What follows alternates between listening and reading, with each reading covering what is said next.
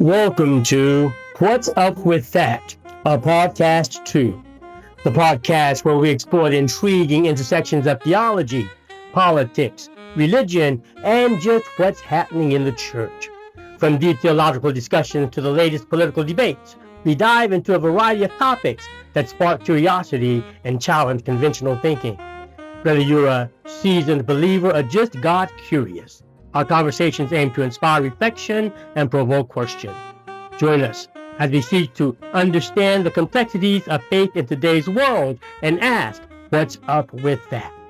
Our guests for today are Reverend Brandon Woolley, youth pastor at Mount Zion Baptist Church, and Reverend Dr. Joshua Reese, young adult pastor at Mount Sinai Baptist Church, both right here in Austin, Texas.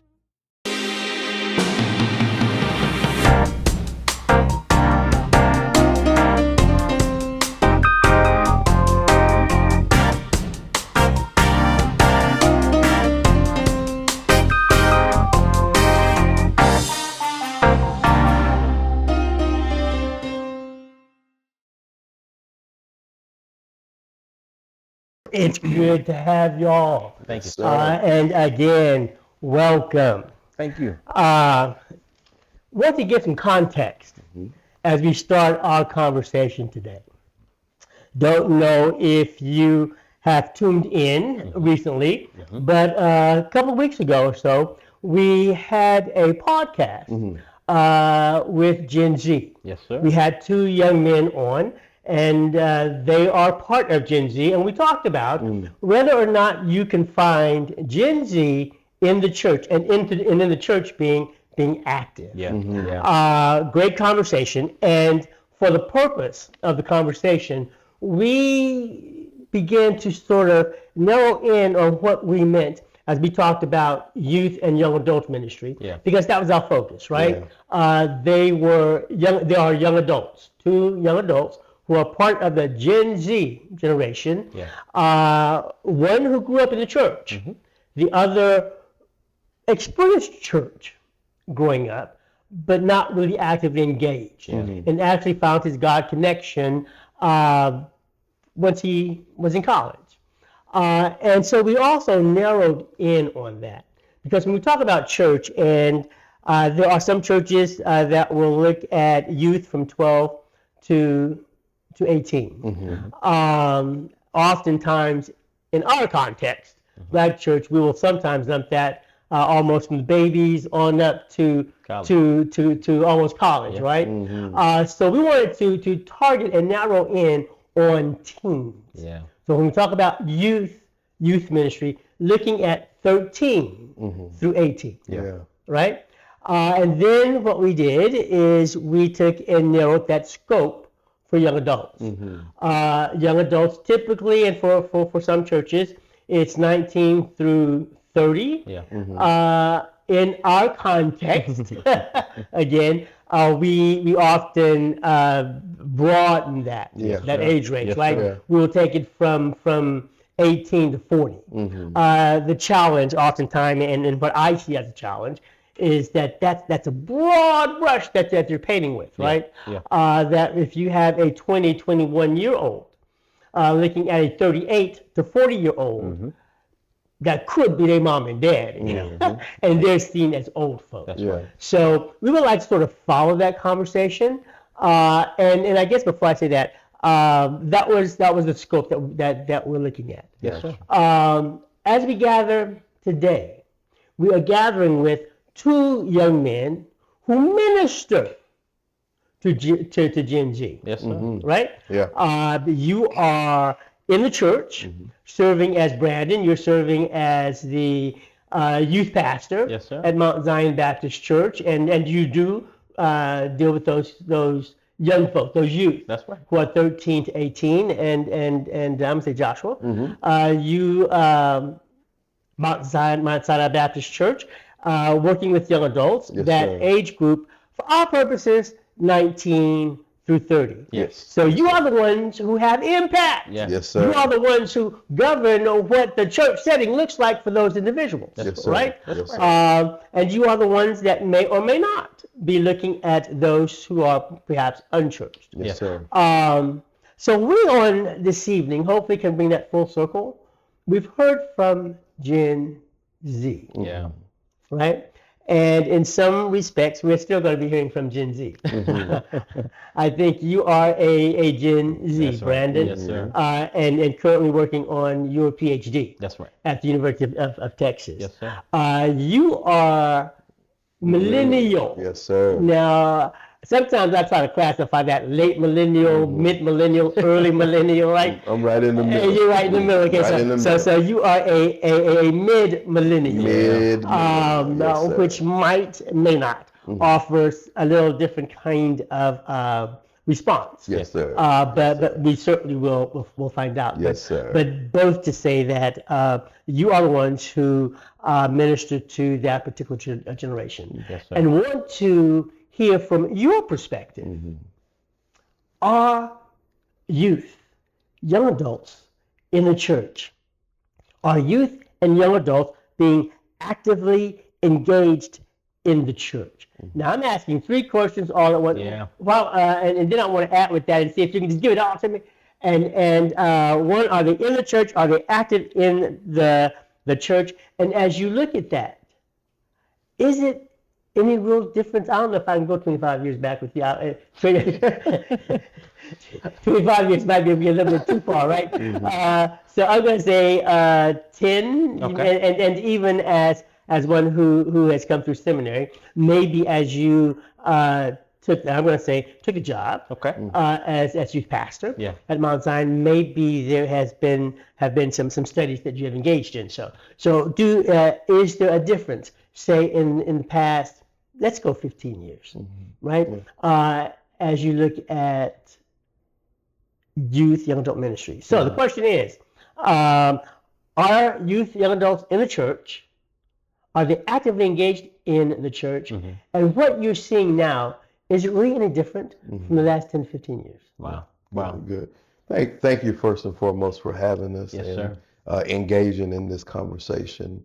As you know, the local church is in an epidemic of people not coming to the church at an all-time high right now, especially our younger people, second and third generations of younger people not in church, families not grown up in church, mother and dad does not actively go. And so we're at an all-time high of young people not in church.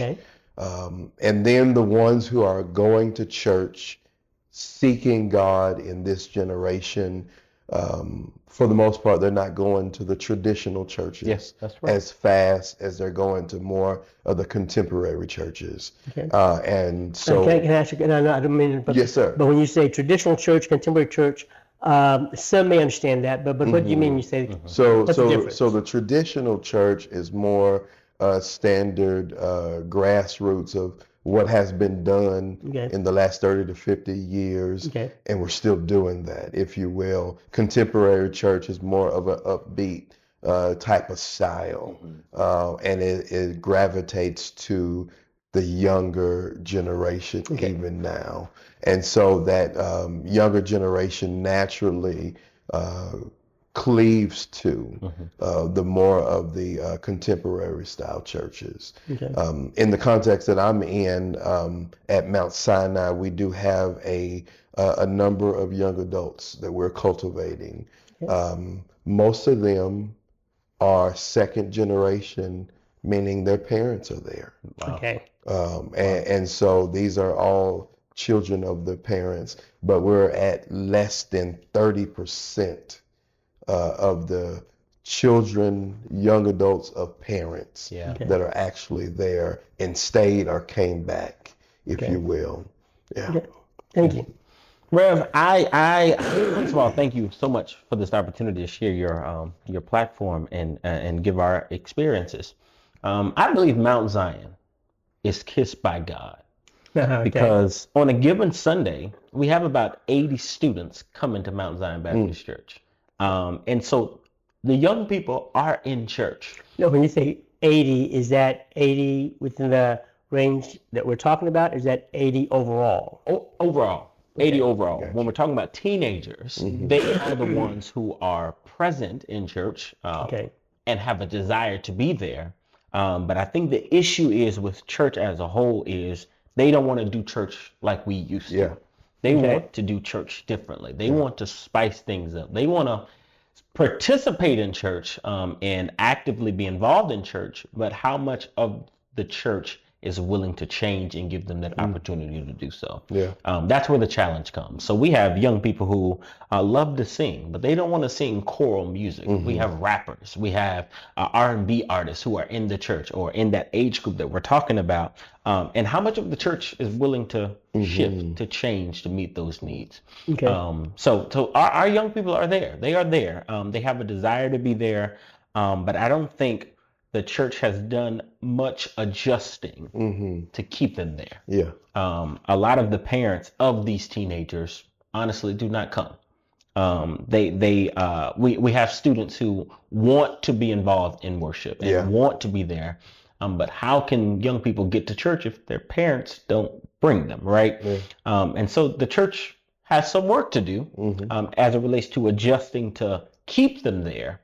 But the young people are there. They are there. Okay. You're speaking to young adults, and stats would say that generally speaking, about 20% of young adults we don't see by the time they reach mid-20s. That's right. So it sounds like you're on par. I think it's about 32% teenagers. African American context might be a little different. Sometimes more spiritual. We push church, all that is a little bit more, and those numbers might be just a little bit higher, but they're not there. There was a young man, one of the young men, and going to pull from that. I don't know if y'all watched any of that podcast. But one of them talked about the fact that they were raised in the church, and actually he was a product of Mount Zion. And you said that a lot of them the parents are not bringing them. He is one where his family involved raised church, right? From somewhere down here, a small child raised in church. Who stated that in his growing up years that there were a significant number of youth there because parents were bringing them. Has that shifted now? Absolutely. Okay. Absolutely. Can you say more? I think church has become an option. And God has not become a priority anymore. So we have youth who want to come to church, but the parents don't want to get up and bring them. We have practices that we do Saturdays that we prepare for Sunday morning, but the parents don't want to bring them. And so there is a desire for students to want to be there. But that role has definitely shifted. There's no more, I'm making you get up to go to church. It's no more, you don't have a choice but to go to church. But it is, no, I don't feel like taking you today. You don't have to go if you don't want to go. And so that role has definitely flipped, and that the numbers unfortunately have dwindled because of it. Okay, so that means pretty much on par. The question was what's going on, and he had mentioned the generation who grew up, that there was a void, that he now perhaps sees teenagers emerging. But what I'm hearing you say, not in the same kind of numbers. That's right. And the reason because parents are not bringing them. Why are they not bringing them, and why are they not there? Because that's probably some of your young adult population, right? That would be parents of some of those kids. And I'm going to for a moment because we're talking about the young adults 19 through 30. Certainly between 28 and 30, you might have some of those being parents of the small children. If we were to extend it to what we in our church black church call young adults, Yeah. and move that gap for just a moment. Because Yeah. we want to keep that narrow piece, but for just a moment, and we broaden that 35, 38. What's happening that parents are not there and that they are not bringing their children, perhaps? Yeah. I think it comes down to priorities. That's right. Young professionals, let me put my career ahead of church. I've worked all week long, got my kids to their sports events. Okay. Sunday's our day of rest. That's right. And so now that Sunday's our day of rest, it comes down to a priority thing. We are at an all-time high where a theocentric mindset is not the standard mindset of our families. That's right. People are not looking at God as the highest supreme being of my life, of my family. And so when God is an option, you make church an option instead of absolutely, without a doubt, we're going to church. And so I think it comes down to a theocentric mindset, and priorities are not straight. Okay. Mind shift. That teaching old, I don't think necessarily old church, perhaps it's church today. We're just not receiving it in the same way. Where we say, if we look at the family order, it ought to be God first. Yes. Right? Then family. Right? What I'm hearing is that we're missing some on the youth side. We're missing some on the young adult side, and certainly not all, because by the time you get 22, 23, you're out of college. Yeah. I'm gonna say you ought to be anyway. Right. On your way out. You know. Now we have some lifetime students want to stay around. That's not what we're talking about, right? Somewhere you ought to be out on your way out, right?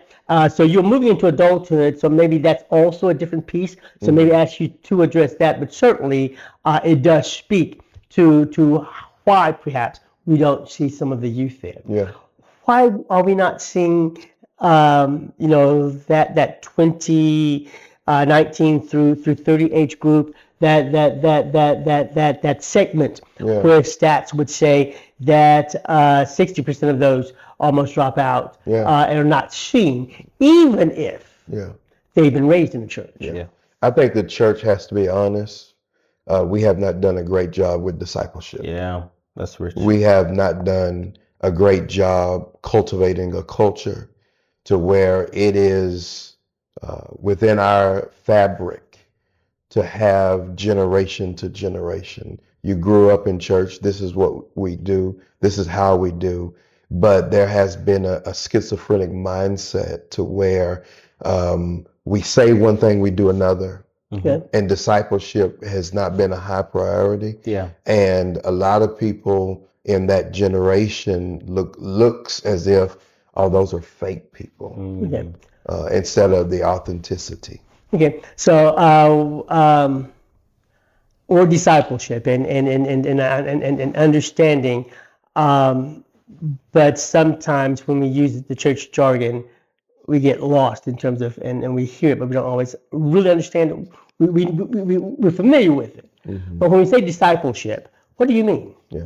Discipleship, becoming like Christ, living a life after the pattern of Christ, following Jesus. So that's not something that just happens. Okay. So that's not something that just happens when I come across you. I'm saved.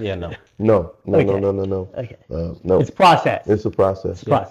And I think as one who fits in this generation or that age bracket that you're speaking about with the young adults, I remember in college, some of my peers would say, I've been to church as a kid. I know God. I don't need to go to church. For what? It's boring. It's not attractive. It's not fun. And we're going to be there all day. Okay. And, go ahead. And I think the church has failed to shift. There you go. To fit the needs of this particular generation. Okay. So then on some levels, if you took your time to watch the previous podcast with Gen Zs, they're on point then. Is that right? Absolutely. That sometimes it's meeting them when you have the more contemporary worship styles. Oftentimes we're not. Yeah. Then my question is going to be with online services, right? That sometimes you can go to more vibrant services at home, right? Let's hit up YouTube and let's see where we go to church today, right? Is there any real value for youth and young adults to even be in church today? Yeah. And that's based on the fact that I think one of the young men stated, if it's not exciting, why you gotta go? You can go here and find a service you want to go to. Yeah. Is there any real value in being in church as we know? I think COVID has woken up the gaps that the church has missed for so long, right? Okay. I know a young man who finished his dissertation about a virtual church and how when he finished his program, he started a virtual church during COVID, and it exploded in an unimaginable way. Wow. And so I think there is value in being at home and being able to go from Texas to Michigan and watching church online. There is joy in that. Because church isn't long, it isn't boring, and it is exciting. But I think what those persons who really appreciate the virtual church you can't miss the communal aspect of what church is. The Bible teaches us to not forget or forsake the assembly of ourselves, of those who call believers. They're coming together. I believe that is essential.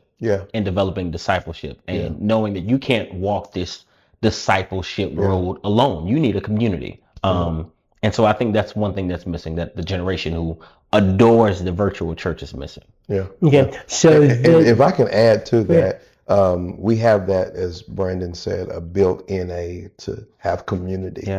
And more than ever, I'm seeing a generation from young adult standpoint who absolutely loves it, but they want to protect their community.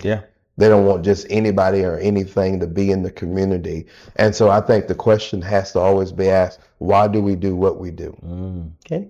Are we just doing it because that's what somebody told us to do 20 years, 30 years ago? Why is the church doing what we're doing? And is it effective to right now? And so I think it's cultivating the community because you have to have fellowship. You have to have community. And I think we have a generation who wants community, but just don't want it in the way y'all did 30, 50, 60 years ago. That's right. Okay. I can deal with that, right? One value, and some, I'm not sure if they ever got it, but at HC, we did an annual retreat. Started 30 years ago or so. Wow. It's, you create your staples. It became a staple. One, because students had the opportunity. We had a framework, right? They had seen it for a few years. Then you give it to them, right? And they see, and they know, young folk know quality when they see quality, right? Yeah, that's right. When the community develops, it's powerful. Cell phones, folks say they can't get these young folk off cell phones. Didn't have to take them, but they couldn't be used in certain sessions. Right. But we had students sometimes would say, next year we need to take cell phones up when we drive on the campground, right? Because they discovered the value of community. That's right. That's right. You discover, I don't understand, I don't have a chance to hear your witness. That's right. Right? To hear your story if I'm watching at home, right? I see what's going on, and that's it. That's right. But in community, if I'm hurting today, I need somebody. That's it. And you might be able to sit next to me. That's right. And just in your sharing, something happened. That's right.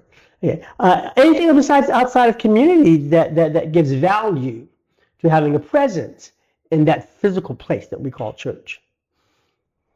Community for sure, but I believe that a lot of persons who seek community just want to be seen. Seen in a manner of does this person care for me? Does this person love me? Does this person see that I'm struggling? Does this person check on me or keep me accountable in my everyday life, right?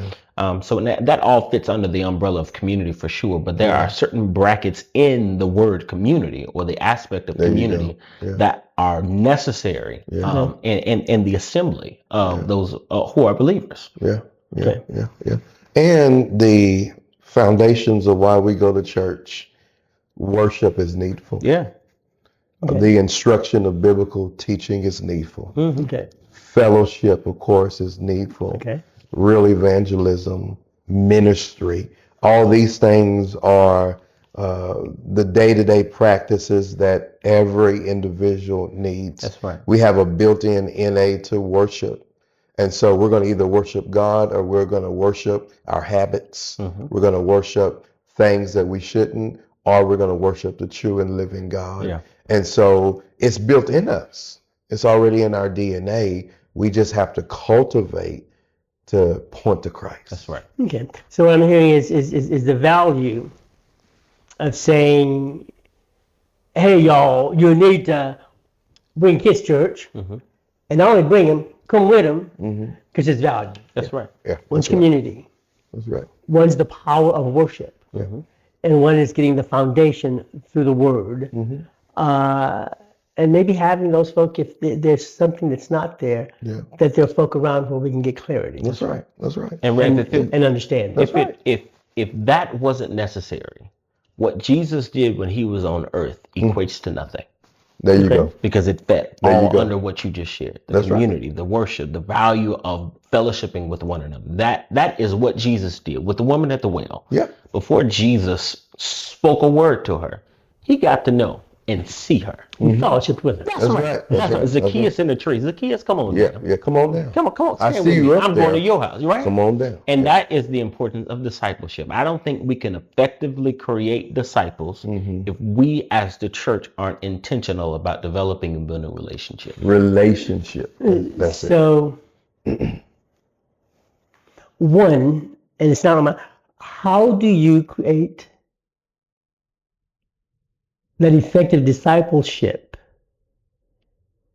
in a way that meets the needs of Gen Zers, youth, young adults, that's going to pull them in and keep them there? Got to be available. You got to be available. You got to have the hands on. That's the only way to build authentic relationships. They can tell fake from authentic. Absolutely. All day long. And so you have to be real, you have to be authentic, and you have to be available. That's right. Okay, and that's also, and I'm pulling, that was also one of the comments of one of the young men.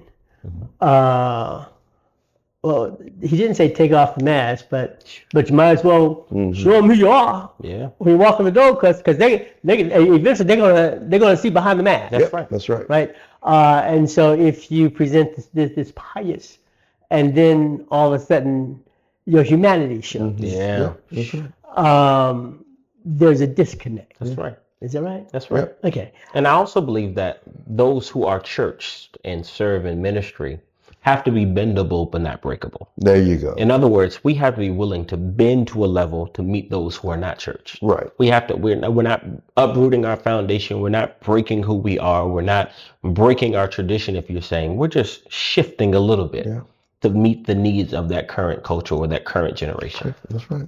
I'm going to ask a question. Come on. Is that, you mentioned Jesus.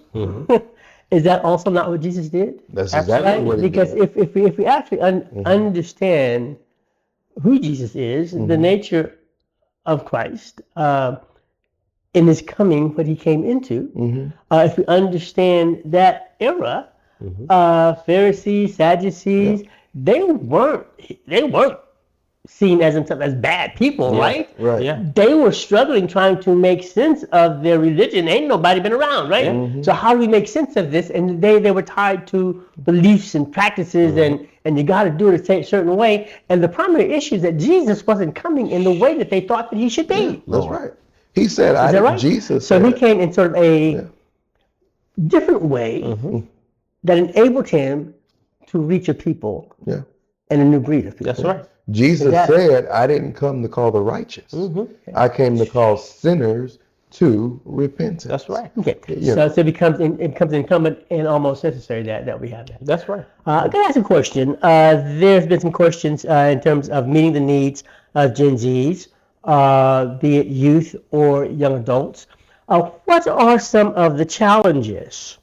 What are some of the challenges that youth and young adults are dealing with today?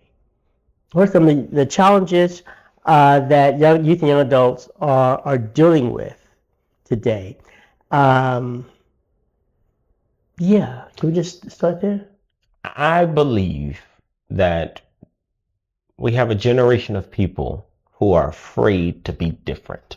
The oddball, the black sheep, to stand out. And there's a desire innately to fit in with the culture, to be popular, to be Instagram famous, to be liked on TikTok, to have a whole lot of followers. But in order to do that, they believe I have to fit in.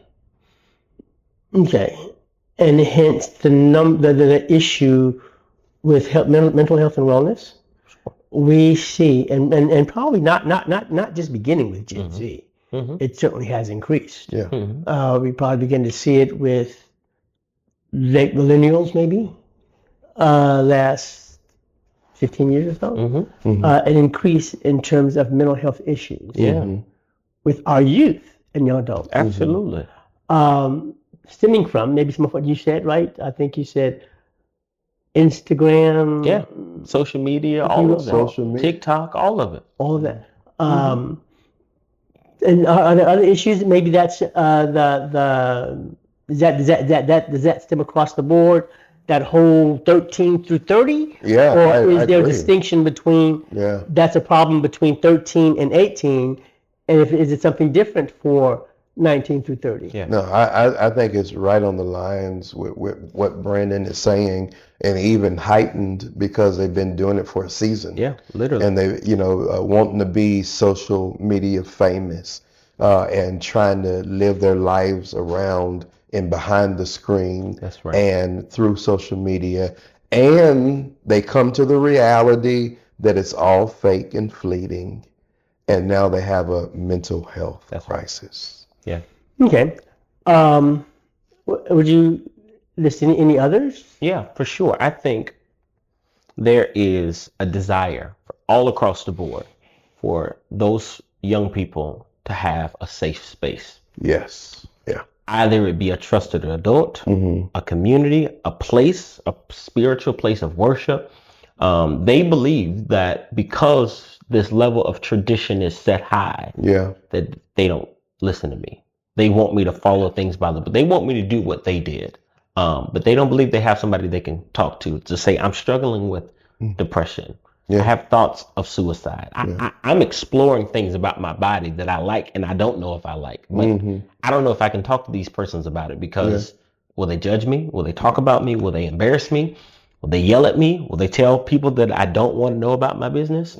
So there is a desire to have this safe space, this safe person, this safe community that they want to run to. But instead of running to them, because those persons may or may not be available, I'd rather run to social media or mask my feelings and emotions and embody them in such a way that I'll be okay. I'm just going to keep doing it until they explode. And this generation feels that the church is not that safe place. And that's a stigma that we're going to have to overcome. How do you overcome it? Well, we have to be true to ourselves. We have to be true to the young lady who comes in and she has that short dress on, or the young man who is sagging. You help them, you correct them, you develop them, but you cannot judge them. You have to realize where they are and see where they can become and what they can become. And I think a lot of times people who have been in church for a while, they forget that they were a chief of sinner at one point as well. Yeah. And probably still are, but for the grace of God. And so this, grace and mercy does a whole lot for us daily, right? Even as we move into our adulthood. That's right. We can't forget where we were. That's right. Yesterday. Yesterday. So perhaps the problem that maybe 25 years ago, it may not have been so vastly different. Perhaps how it was done was different. What you were doing was different. But it was in the same vein if you could go back and remember. Somewhere perhaps the seasoned saints get so holy that they are no earthly good, because if they would share their stories, it's not because you fell today that makes you a bad person. That's right. Yeah. I understand, I've been there, but look at what God can do. Yeah. And that's what the young people want. Yeah. Real, authentic relationship where they feel safe enough to have a conversation about this. That's right. Okay. And so what they want to hear maybe is someone to say, that doesn't make you bad. For some of us, and I'm saying some of us, right? For some of us who might be able to say, you know what? Let me tell you a story. Wow. Yeah. That's it. And as you end the story, you know who that was. That's right. That was me. That was you. Absolutely. That's it. Absolutely. So the realness. Okay. Awesome. We still talking about what are you doing to attract youth to the church, and perhaps that's easier when they're already there. Right? They're going to roll over into your programs. What are you doing to attract the unchurched? Yeah, that's good. Yeah. And there are youth that and that sometimes it doesn't always mean that mom and daddy got to bring them, right? Right. Sometimes a child will lead the way. Yes, yeah, sure. that's right. That's sometimes if you can reach a child and the child says, "Ooh," it'll draw the parents in. What are you doing? Yeah, I want to reach the unchurched. Yeah, thank you for that question. I think that's a great question. When we use that word attract, I do want to be careful there. Okay. Because if we have a pony show, the pony show has to get bigger week after week. Okay. And so the main attraction is Jesus Christ. Okay. Through teaching and preaching the word of God, through fellowship, through evangelism, through discipleship. And I think that's very important because that lives through the generation. That's right. It is not the pony show of making this circus of a youth department or making a circus of a young adult department, etc.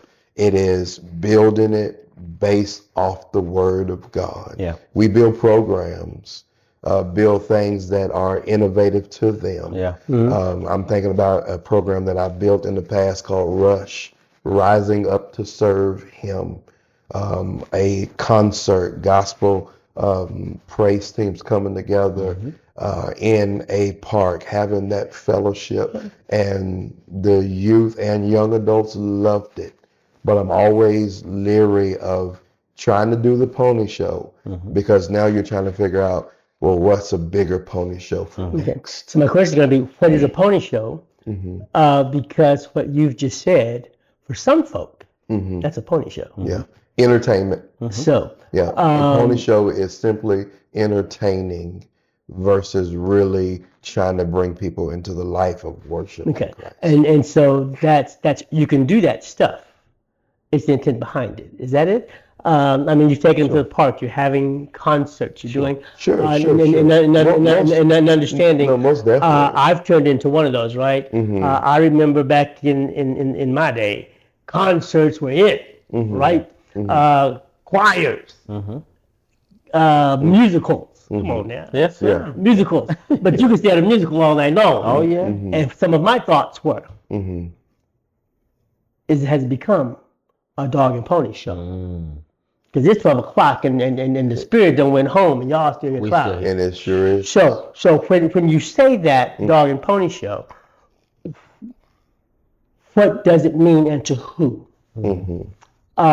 Is there a balance somewhere? And then my question would be, can discipling be fun? Yeah. Oh, most definitely. And can it be fun and still be authentic? That's right. And I believe what Dr. Reese is saying, we can't just have fun without Jesus being the center. There you go. And I think what the church has a need to do is not to change the gospel, but to be willing to shift how you deliver it. There you go. Okay, and what does that look like? Yeah. You've just said some of that looks like gospel choirs going to the park, fellowshipping, and having fun, with Christ being the center. Sure.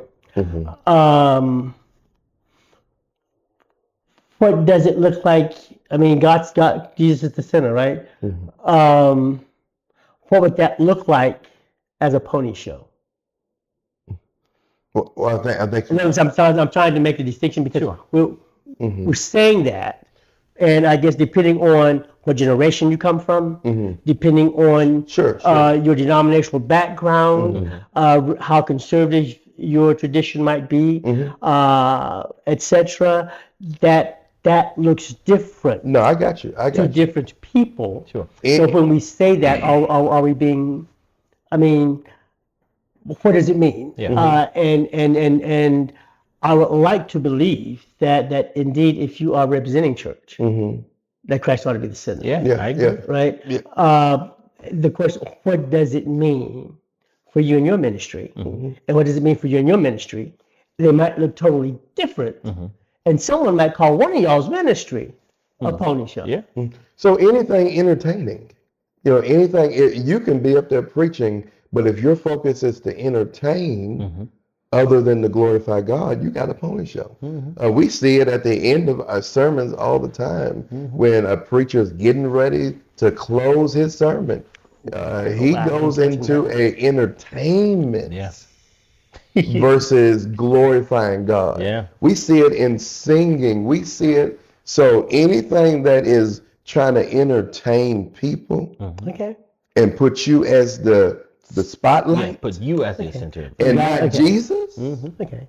you got a pony show going. So when the focus becomes The individual. self. And Yeah, individual. absolutely. Okay. Absolutely. And even for the youth department, like if I am bringing all these kids to Mount Zion just for me and not honoring God or not pointing them towards God, I failed. Yeah, there you go. Okay. Right. So you can do some of the fun stuff. It has to be. Yeah, most definitely. And it's Christ-centered, but you ought to be able to distinguish. And I guess that becomes important, right?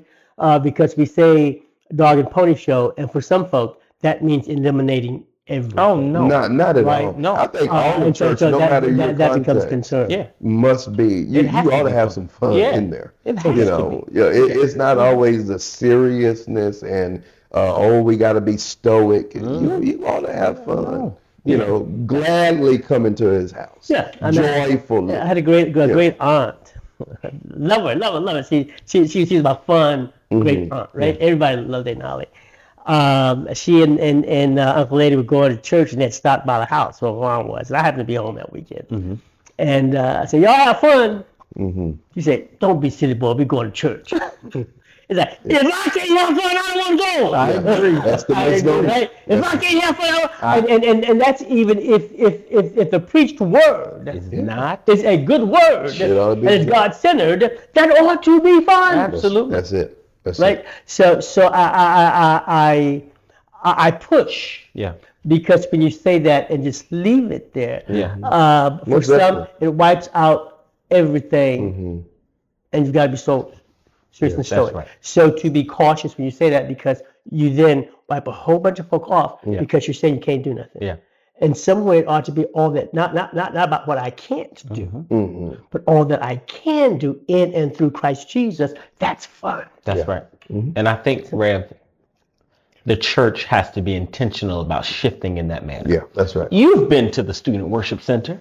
Yeah. There's lights, there's balls, there's games, there's musical chairs. All of that is there. Some would call it entertainment, right? But if the programming is set up in such a way that the leader says there's an intention why we're doing this, I think the church has to be willing to shift and trust their leader that this some way, somehow is going to point back to a biblical lesson that gives God glory. Okay. Yeah. That's right. That's ministry, meeting people where they are. Yeah. Yeah. Okay. So then if I had to nutshell it, youth pastor, young adult pastor, you are on staff. Yeah. That means you've been paid. Yeah. Right? Ministry is your calling. Youth pastor and young adult pastor, in many ways, is your job. Yeah. Right? Yes, sir. That's what pays your bills.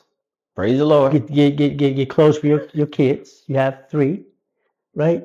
So it's your calling, but it's also your job. You get paid for that. What's your purpose?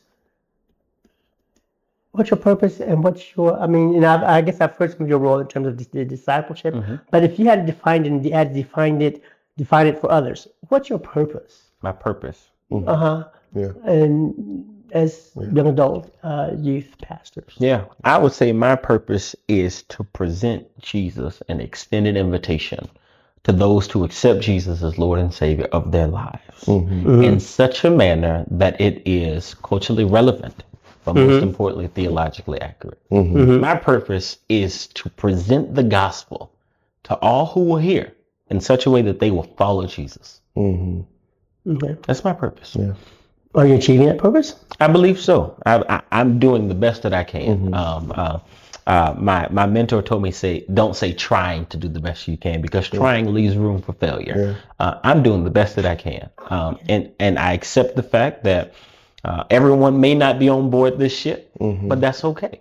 As long as Jesus is at the center of whatever I do, I'm achieving that purpose. Okay. Yeah. My purpose is to lift up Jesus. Yeah. John 3:30. I must decrease. Yeah. So he can increase. Yes. So everything I do, preaching, teaching, prayer, fellowship, is all to glorify God. Yeah. Okay. And so go ahead. No matter what context. That's right. Okay. So that means, and as you do that, it's not doing it blindly, but doing it full aware. With intentionality. Of the generation that you are dealing with.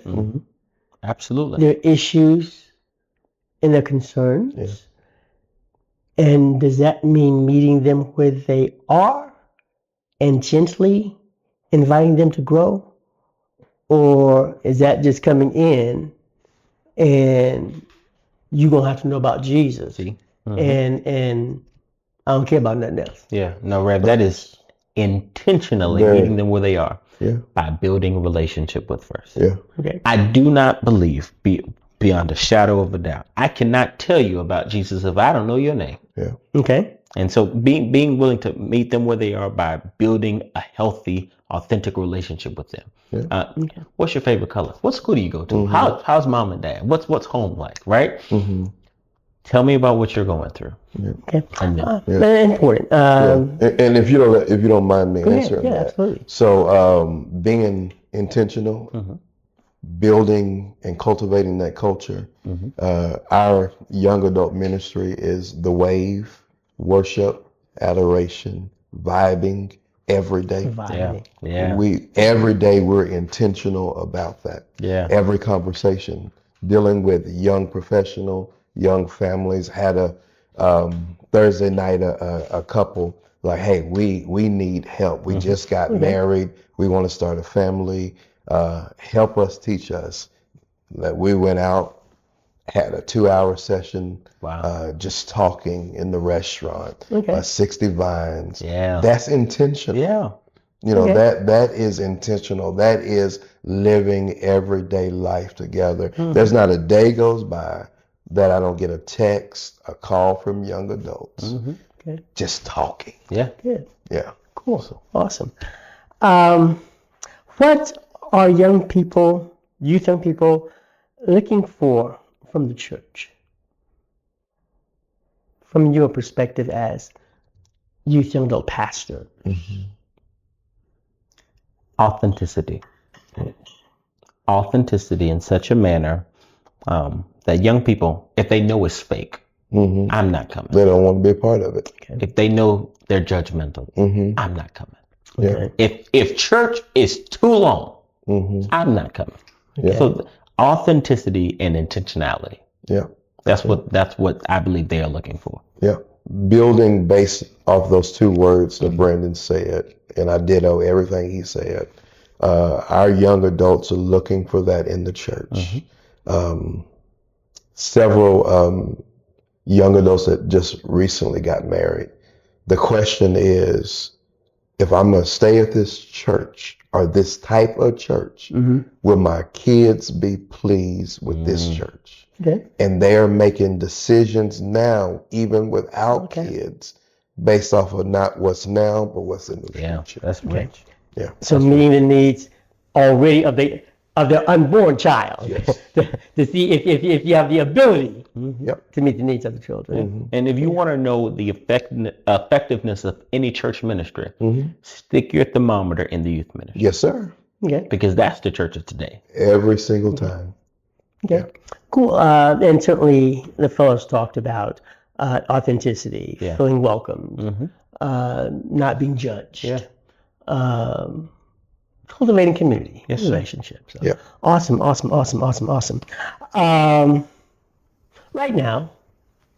Right now you have the potential, you have the ability to reach a few young adults. And our viewing audience and listeners are growing, so they might be a little bit more than a few, right? To reach young adults and maybe even a few youth. What words would you give them to draw them to your church, and then to make them feel welcomed enough to become active in ministry and to be involved? Yeah, wow. Yeah. I would simply say, allow the Holy Spirit to lead and guide you to the church He wants you to be in. Yeah. And a church that's going to love you, that's going to help you grow in the grace and the knowledge of the Lord, in discipleship and becoming all that you can as kingdom kids, kingdom builders for His glory and honor. That when you're at the close of your day of your life and you're sitting on the back porch of life and you're on your rocking chair, you can look back and say, I've lived my life according to God, and He's pleased with me. Yeah, that's rich. Beautiful. I would say you are somebody. You're just as good as anybody. And God is in love with you. So much so that He wants to have a relationship with you. He wants you to do life with Him. And I guarantee you, life gets a little bit lighter when you walk with the Lord. Amen. Thank you. Dr. Joshua. Dr. Reese, and soon to be Dr. Oh, soon to be. Pray hard. It's coming. Thank you all for sharing. Thank you so much. It's wonderful to know that there are young folk, young pastors, even young Zers who are moving into adulthood, young adulthood, who are in the Word, who study the Word, who have studied, who have prepared, and are ready and available to young folk to help them grow, to help them find their Christ-centeredness, right? And to develop an earnest and authentic walk. Who can model, right? I think what gets me oftentimes is again the art. We're going to have fun. That folks sometimes can understand and see you having fun. In that place we call church. Yes, sir. And the fun is what makes it worth coming. Amen. And the fun ought to be even when you sit down and you hear a good word that potentially impacts your life. Yep. Right? That's right. That can be fun. Yes, sir. Thank you for sharing. Thank you for being present. So great. Thank you for being a Z who is engaging other Zs in their faith walk. Thank you for being a millennial who's engaging other millennials and even picking up Zs as you engage in your journey.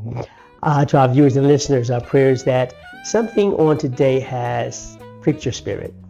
Something on today that has allowed you to begin to think beyond the conventional way of doing and being.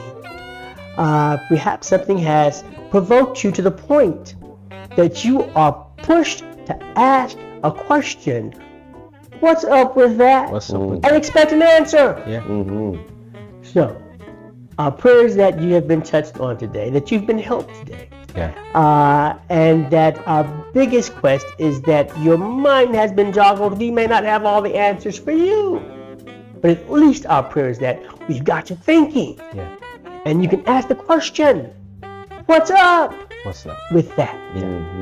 Join us next time as we share our podcast. I'm going to ask that if you like the segment of this episode, that you will subscribe, share, and like. And until next time, be blessed.